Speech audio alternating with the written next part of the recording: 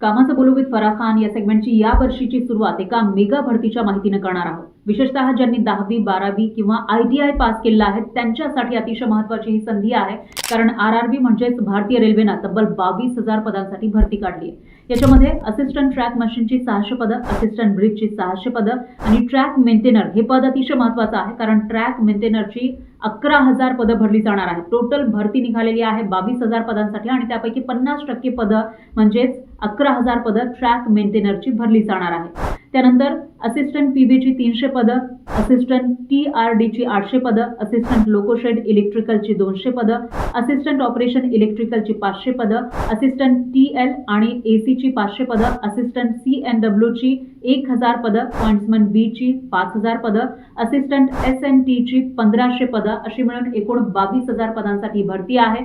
यामध्ये शैक्षणिक पात्रता काय लागणार आहे तर त्या पदानुसार वेगवेगळी शैक्षणिक पात्रता लागेल। त्यामुळे तुम्हाला मूळ जाहिरात ही बघून घ्यावी लागणार आहे। साधारणतः 10वी पास 12वी पास आणि ITI त्या क्षेत्रामध्ये केलेलं असणं गरजेचं आहे, पण तरी सुद्धा मूळ जाहिरात तुम्ही एकदा बघून घ्या।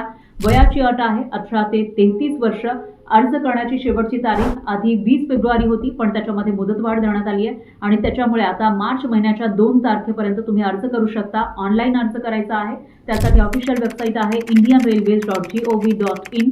त्यामुळे ही एक महत्त्वाची संधी सरकारी नोकरीची चालून आली आहे। ज्यांना या नोकरीची गरज आहे, जे यासाठी पात्र आहेत किंवा तुमच्या ओळखीमध्ये जे कोणी नोकरीच्या शोधात आहे त्यांच्यापर्यंत ही माहिती नक्की पोहोचवा।